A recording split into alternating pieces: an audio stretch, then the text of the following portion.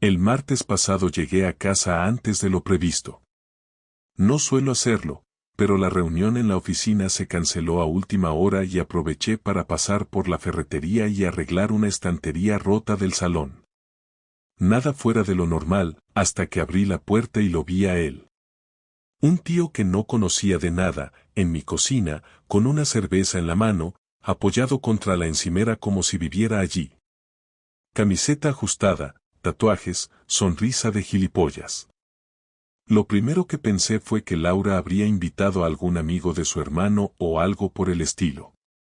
¿Tú quién eres?, pregunté, soltando las llaves sobre la mesa. El tipo me miró, tranquilo, y me dijo: «Tú eres Javi, ¿no?». Ahí ya me empezó a hervir la sangre. No solo sabía mi nombre, sino que hablaba como si llevara semanas esperándome. En ese momento salió Laura del pasillo, con cara de susto. No de sorpresa. De susto. «No te esperaba tan pronto», dijo ella, nerviosa, mirando primero al tipo, luego a mí. Silencio. No hizo falta decir nada más. Esa mirada de la he cagado lo decía todo. No me hizo falta ver mensajes, ni escuchar rumores, ni montar una escena. Lo tenía delante. En carne y hueso. El amante de mi mujer. En mi puta cocina. Con una cerveza que probablemente había pagado yo. No recuerdo exactamente lo que dije. Supongo que nada. Caminé directo al salón, agarré el taladro que había comprado, lo solté en el sofá y salí otra vez por la puerta. No me dio miedo perder la compostura, ni que la situación se fuera de las manos. Me dio asco. Asco de mí mismo por no haberlo visto antes. Por confiar. Esa fue la primera grieta. Lo que pasó después, y como llegamos al fondo del asunto, es mucho más jodido de lo que te puedes imaginar. Volví a casa esa noche como si estuviera entrando en una escena que ya no me pertenecía. No entré con rabia, no grité, no rompí nada. Solo abrí la puerta con la llave, dejé la chaqueta en el perchero y me fui directo al salón. Laura estaba sentada en el sofá, sola, mirando el suelo como si la madera tuviera todas las respuestas. Él ya no estaba, claro. Me imaginé que se habría ido en cuanto cerré la puerta por la tarde. El silencio era tan denso que casi se podía sentir. No dije nada durante un rato, ni ella tampoco. Me senté frente a ella, la miré sin pestañear, esperando que tuviera al menos la decencia de hablar primero. Pero no. Se quedó callada, como si aún estuviera decidiendo qué papel interpretar. Después de unos minutos, fue ella la que lo rompió todo. «No pasó nada hoy», dijo, sin mirarme. «No ha pasado nada físico, quiero decir». Eso fue lo primero que me dijo. Ni una disculpa, ni una explicación lógica, solo esa frase estúpida. Como si con eso bastara. Como si lo que me jodiera fuera que hubieran follado o no. Lo que me jodía era que ese tío sabía quién era yo. Me conocía. Me había llamado por mi nombre. Y que ella, mi mujer, había estado hablando de mí con él, hasta el punto de que el imbécil se sintiera con confianza de recibirme como si fuera su casa también. Ese detalle fue el que más me encendió. «¿Cómo se llama?», le pregunté, directo. Laura dudó. Me miró por fin y bajó los ojos otra vez. «Rubén», murmuró. «Rubén». No me decía nada, ningún Rubén en su entorno que yo recordara, ni en su trabajo, ni entre sus amigos. Lo siguiente que hice fue casi automático. Fui a la cocina, abrí el cajón donde guardamos los sobres del banco y los papeles del gas, y saqué la carpeta donde ella guardaba cosas del trabajo. Siempre dejaba notas, tarjetas, agendas viejas. Busqué durante unos minutos hasta que lo encontré. Una tarjeta con el logo de su empresa, con el nombre Rubén Gómez, técnico de mantenimiento. Mantenimiento. Un tío que iba a la oficina a revisar fotocopiadoras, enchufes y aires acondicionados, y que ahora se paseaba por mi casa como si tuviera llaves. Volví al salón y le tiré la tarjeta sobre la mesa. Ella la miró y no dijo nada. ¿Este es? Le dije. Sí, respondió, apenas audible. ¿Desde cuándo? Otra pausa. Como si calculara en su cabeza cuánto mentir. Unas semanas. Mentira. Lo supe en ese momento. Lo dijo demasiado rápido, demasiado seguro, como quien ya tiene la historia ensayada. Me levanté y fui al dormitorio. No porque necesitara estar solo, sino porque necesitaba moverme, hacer algo, cualquier cosa. Me senté en el borde de la cama, miré alrededor y lo vi todo diferente. Ese era el problema. Desde ese momento, todo se veía distinto. Las sábanas, la cómoda, las fotos en la pared. Nada era lo mismo. Volví al salón. ¿Ha estado aquí antes? Laura no contestó. Me quedé mirándola hasta que por fin levantó la cabeza. Sí. Eso fue un puñetazo en el estómago. Que haya pisado mi casa. Que haya usado mi baño, tocado mi mando de la tele, quizás incluso dormido en mi sofá. No hacía falta que me dijera más. Ese sí lo decía todo. ¿Y los niños? Nunca cuando estaban, dijo rápido, como si eso la eximiera de algo. ¿Y tú me mirabas a la cara cada día después de eso? No fue planeado, Javi. Empezamos a hablar en la oficina, primero eran solo charlas, cafés, yo me sentía sola y tú últimamente. No, la corté. No vamos a hacer eso. No vas a culparme porque tú decidiste abrirle la puerta a otro tío. Se levantó, caminó hacia mí y quiso tocarme el brazo, pero la aparté. Yo no quería que llegara a esto, dijo. Lo juro. Me dejé llevar. Fue estúpido. ¿Cuánto tiempo lleváis? Pregunté otra vez. Se quedó quieta, como si eso doliera más que cualquier otra cosa. Bajó la cabeza y esta vez no contestó. No tenía que hacerlo. Lo supe. No eran unas semanas. Esto venía de lejos. Desde antes del verano, tal vez incluso desde la primavera. Meses. Meses de mentiras, de actuar como si todo estuviera bien, de fingir que el problema era el trabajo, el estrés, las clases de los niños. Y yo, como un idiota, creyéndolo todo. Esa noche no dormí en casa. Me fui al coche y pasé horas dando vueltas por la ciudad, sin rumbo. Paré en un bar de barrio donde nunca había estado, pedí un café solo y me quedé allí viendo a la gente entrar y salir. No llamé a nadie, no escribí a nadie, no dije nada. No porque no supiera qué decir, sino porque no quería escuchar lo que me iban a decir. Todos habrían reaccionado igual, te lo dije, nunca confíes tanto, las mujeres son así. Pero yo no quería eso. No quería convertir mi matrimonio en una anécdota para la sobremesa de otros. Lo que quería era entender qué coño había pasado. Cuando dejó de quererme. O si alguna vez lo hizo de verdad.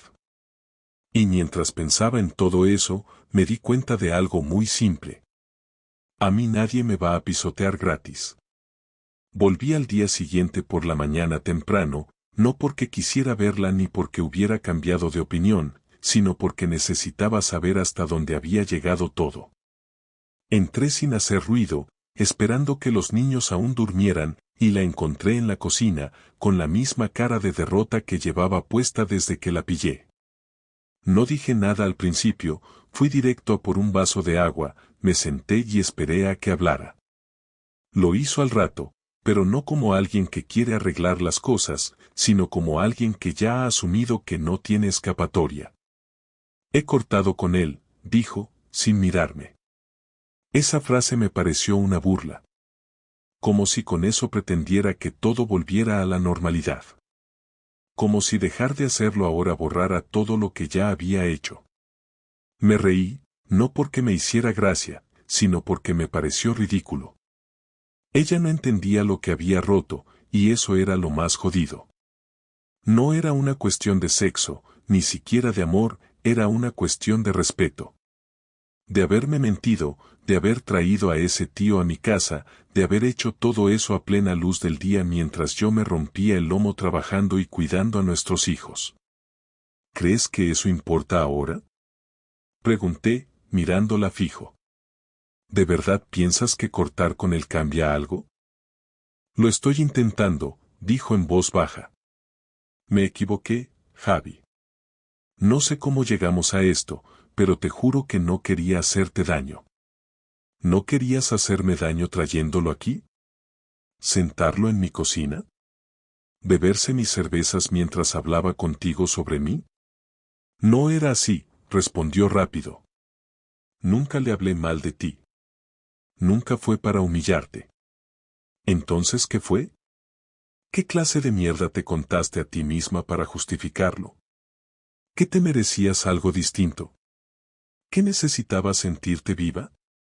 Se quedó callada, como si esas frases las hubiera escuchado antes y no supiera cómo negarlas. La vi tragar saliva, como si el cuerpo le pidiera una respuesta que su cabeza no tenía. Me acerqué un poco, sin levantar la voz, pero con toda la rabia contenida en cada palabra. No vas a salir de esta con una disculpa. Quiero saberlo todo. ¿Cuándo empezó? ¿Dónde se veían? ¿Qué has hecho exactamente con él? ¿De verdad quieres saber eso? Me preguntó, mirándome por fin a los ojos. ¿Quieres los detalles? Quiero saber qué clase de persona tengo delante. Quiero saber si la madre de mis hijos es una mentirosa profesional o simplemente una cobarde. Ella suspiró, se pasó las manos por el pelo y se apoyó en la encimera como si estuviera a punto de desmayarse. Me lo contó todo, o al menos lo que quiso contarme. Me dijo que empezó hace unos 4 meses, que al principio solo hablaban por el grupo de trabajo, que luego empezaron a mandarse mensajes privados, que él la hacía sentir escuchada, que le decía cosas que, según ella, yo ya no decía. Me contó que la primera vez que se vieron fuera del trabajo fue una tarde en la que ella me dijo que iba al dentista.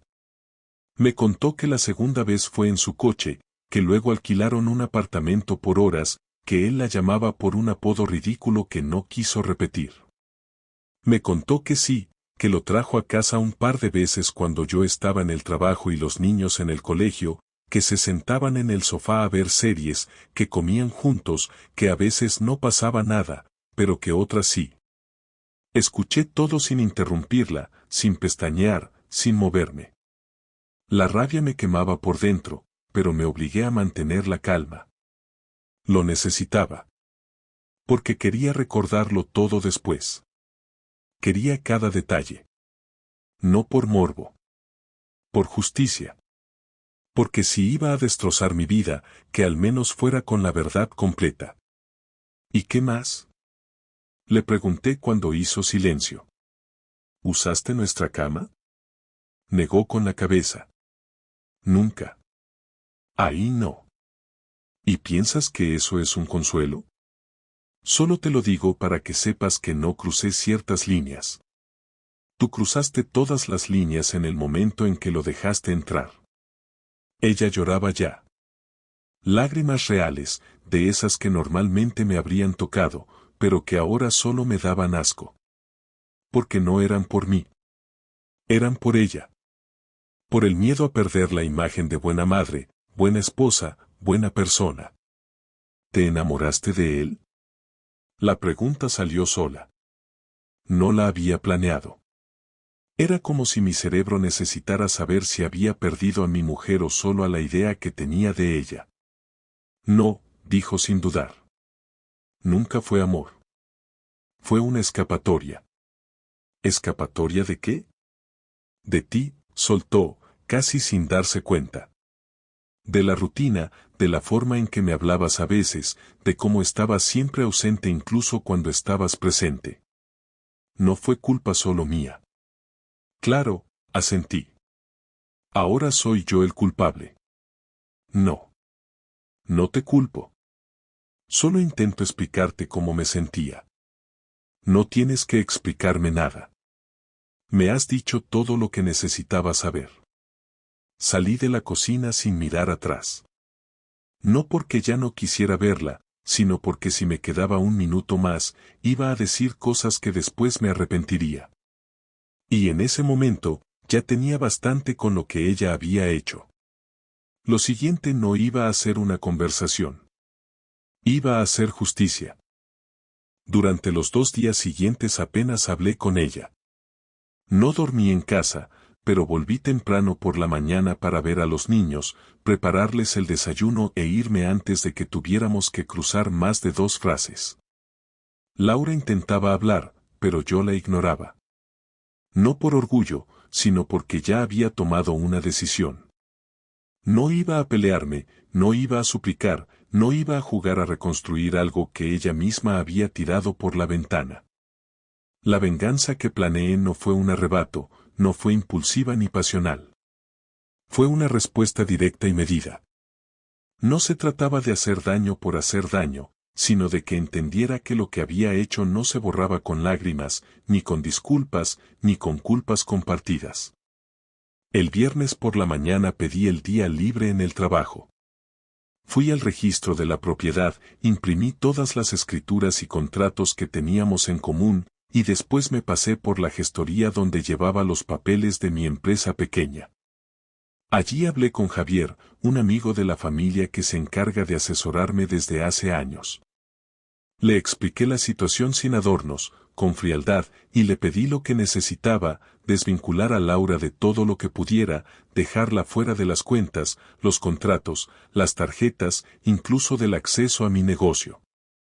Lo único que no podía tocar era la casa, pero todo lo demás era mío por derecho. No se opuso, no preguntó más de la cuenta, solo tomó nota y empezó a preparar los documentos. Le dije que los firmaría el lunes, que necesitaba un par de días para cerrar todo lo necesario. El siguiente paso fue Rubén. No me interesaba confrontarlo en plan violento ni hacer el espectáculo. No soy de ese tipo de hombre que necesita pelear para sentir que tiene el control. Lo que quería era otra cosa. Que pagara por haber cruzado esa línea. No por follarse a mi mujer, eso ya era suficiente castigo en sí mismo, sino por meterse en mi casa, por usar mi nevera, por caminar sobre mi suelo como si le perteneciera.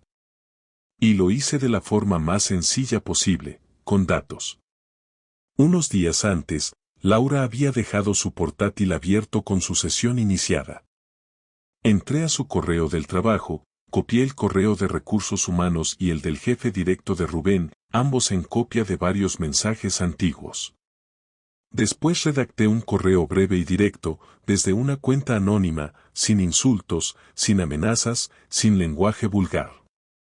Simplemente describí los encuentros que había tenido con mi mujer dentro de horas laborales, dentro de instalaciones de la empresa, en vehículos de la empresa, y que tenía pruebas de ello si era necesario. Cerré el mensaje con una frase simple: si este asunto no se toma en serio, me veré obligado a actuar legalmente. Lo envié una tarde, sabiendo que llegaría justo cuando el equipo de oficina volviera del café. Después fui a casa de Tomás, mi mejor amigo desde la infancia, y le pedí un favor. Le pedí que me acompañara el sábado a recoger algunas cosas de la casa mientras Laura no estuviera. Preparé una lista con lo que me iba a llevar, mis herramientas, una tele que yo había comprado antes del matrimonio, mi escritorio, mis libros, la ropa y los objetos personales. Nada más. No quería dejarla sin nada, no porque me diera pena, sino porque sabía que eso no me beneficiaba. No se trataba de vaciar la casa, se trataba de mostrarle que mi presencia en ese espacio había terminado. El sábado por la tarde lo hicimos todo en menos de una hora. Ella había salido con los niños al cine y aprovechamos ese tiempo. No dejé nota, ni advertencia, ni explicación. Solo dejé un sobre en la mesa con una copia de los papeles del gestor, una lista de los cambios legales y financieros que ya estaban en curso, y una carta breve que decía, ya no necesito explicaciones. No me busques. Todo lo que teníamos, ya no existe. El domingo por la mañana recibí un mensaje de Laura. Me decía que estaba llorando, que no podía creer que hubiera hecho todo eso, que nunca pensó que llegaría tan lejos. Me dijo que lo nuestro merecía otra oportunidad. No respondí. Me escribió otra vez por la tarde, más agresiva esta vez. Me acusó de actuar como si ella fuera basura, de no tener compasión, de usar a los niños como escudo. La bloqueé.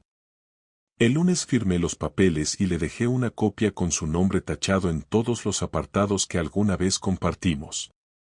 Cuando le llegó la notificación de la gestoría, me escribió un correo largo, sin asunto, lleno de párrafos que alternaban entre la culpa, la rabia y la súplica.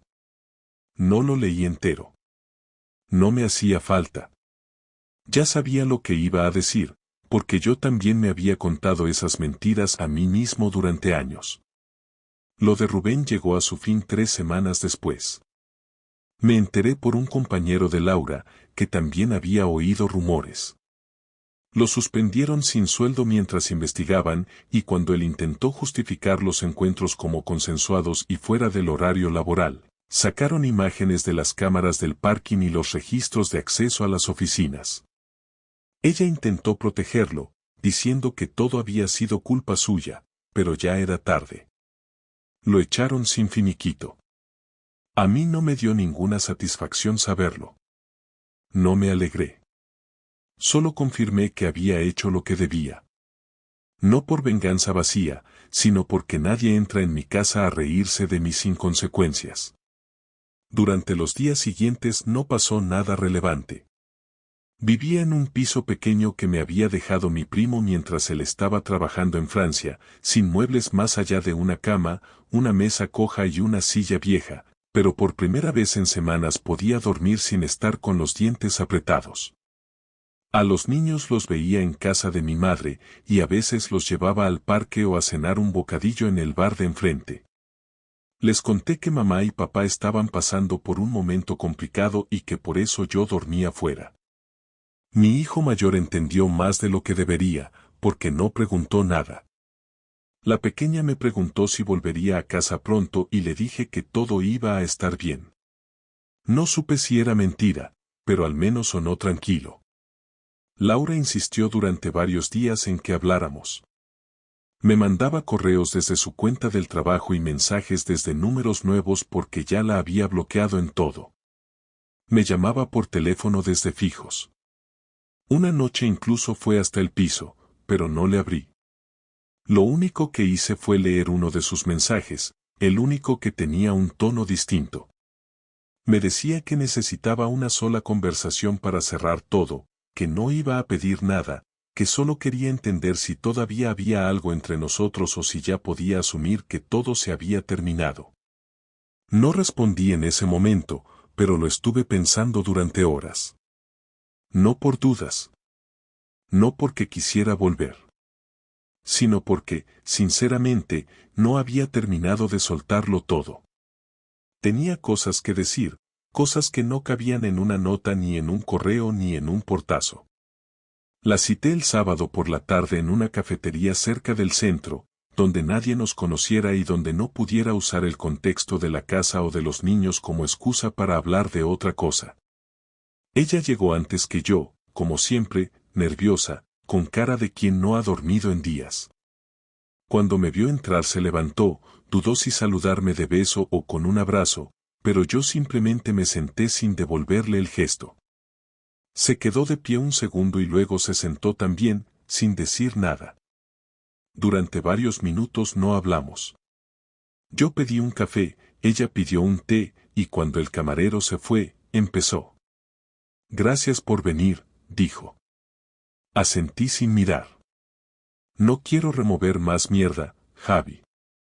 Solo quiero decirte que estoy rota. Que sé que no tengo derecho a pedir nada, pero necesitaba verte una última vez. Para pedirte perdón, de verdad, sin excusas. No estás aquí para pedirme perdón, le dije. Estás aquí para sentir que no eres una mala persona. No necesitas eso de mí. No es eso, respondió rápido. No estoy intentando lavarme las manos. Estoy intentando cerrar algo que tú también viviste. Porque esto no se rompió solo por lo que hice, aunque eso haya sido el golpe final. Tienes razón, respondí sin levantar la voz. Pero tú decidiste cuándo y cómo acabarlo. Tú pusiste fecha de caducidad sin avisarme. Tú trajiste a ese tío a casa. No fue un error de una noche. Fue una decisión repetida, consciente, con planificación. No se te cayó encima. Te la construiste poco a poco. Laura se quedó en silencio. No negó nada. No lloró. Solo me miró como si le doliera escuchar lo que ya sabía. Yo no supe pedir ayuda, dijo. Me sentía sola, tú estabas siempre metido en tus cosas, en el trabajo, en la rutina. Dejaste de verme, Javi. Me convertí en parte del mobiliario. Y cuando alguien me prestó atención, no supe parar. ¿Y tú crees que yo me sentía distinto? Le pregunté. ¿Tú crees que yo no notaba la distancia, la falta de interés, las excusas? ¿Pero sabes cuál es la diferencia? Que yo no busqué consuelo en otra persona. Yo no le abrí la puerta a una aventura porque tú no me escuchabas. Yo aguanté porque eso es lo que se hace cuando uno ama de verdad, cuando uno tiene hijos, una casa, un proyecto. Y tú no lo hiciste. Lo sé, dijo bajando la cabeza. No me dejaste opción, continué. Si me hubieras dicho que ya no podías más, si me hubieras dicho que necesitabas espacio, que querías separarte, habría sido otra historia. Habríamos peleado, habríamos llorado, habríamos buscado la forma de hacer lo correcto. Pero me traicionaste. Y no en la cama, que eso es lo de menos. Me traicionaste como compañero, como padre, como ser humano. Y eso no se arregla con té y disculpas. Se le escapó una lágrima, pero no hizo el drama que me había imaginado. No me pidió volver, no suplicó. Solo asintió despacio, como si cada palabra la hundiera un poco más en el asiento. ¿Entonces esto es el final? Preguntó sin rodeos. Esto ya terminó hace semanas. Solo estás viendo el eco. Se quedó mirando su taza, vacía ya, y respiró hondo. ¿Crees que algún día podrías perdonarme? No se trata de perdonarte, le dije. Se trata de no tenerte más cerca. Eso es lo que necesito ahora. Alejarme de todo lo que representas. El daño está hecho. Ya no hay vuelta. Pagamos sin decir mucho más. Nos levantamos. Salimos del local. Me siguió un par de metros hasta la esquina, como queriendo decir algo más, pero no lo hizo. Solo me miró, hizo un gesto con la cabeza y se dio la vuelta. La vi alejarse entre la gente, caminando lento, como quien ya sabe que no hay nada más que discutir. Y en ese momento sentí algo nuevo. No fue rabia, ni alivio, ni tristeza. Fue paz. No era felicidad, pero era lo más parecido que había sentido desde que todo empezó. Después de esa conversación no volví a verla en persona. No porque lo hubiera planeado así, sino porque no hubo necesidad. Las cosas quedaron claras, demasiado claras, y aunque la herida seguía abierta, al menos ya no sangraba todo el tiempo. Dejé de revisar si me escribía, dejé de esperar un giro inesperado en los hechos, dejé de pensar que podía haber hecho algo diferente. La sensación de fracaso era real, pero no pesaba como antes. Ya no me golpeaba en la cara cada mañana al despertarme. Era más bien como una marca que te recuerda que ahí hubo algo, pero que ya no te obliga a mirar hacia atrás. La vida diaria se volvió más sencilla y más absurda al mismo tiempo. Me levantaba, iba a trabajar, volvía al piso, Preparaba algo rápido de cenar y me sentaba a ver cualquier tontería en la televisión. A veces ni encendía la tele. Me quedaba mirando el techo sin pensar en nada importante. No sentía rabia, ni tristeza, ni deseo de venganza. Solo una especie de cansancio que no se iba con dormir 8 horas. La parte práctica fue más fácil de lo que imaginaba. Laura se quedó en la casa con los niños, como habíamos acordado. No me importaba perder el espacio físico, nunca fui de apegarme a las paredes ni a los muebles. Me importaban los niños, y eso sí me dolía, no poder despertarme con ellos, no poder verlos todos los días, no estar ahí cuando alguno se despertaba con fiebre o cuando la pequeña tenía miedo por una pesadilla. Pero aprendí a estar presente de otra manera. Me aseguré de que tuvieran todo lo que necesitaban, de estar disponible cada vez que quisieran hablar, de recogerlos del colegio cuando podía, de hacer planes con ellos que no dependieran de su madre. No los puse en el medio, nunca les hablé mal de ella, nunca les dije lo que hizo. No por protegerla a ella, sino por protegerlos a ellos. No merecían cargar con ese peso. Con el tiempo empecé a recuperar cosas que había perdido sin darme cuenta. Volví a salir con mis amigos, incluso con aquellos que había dejado de ver porque Laura siempre tenía una excusa para no quedar con ellos.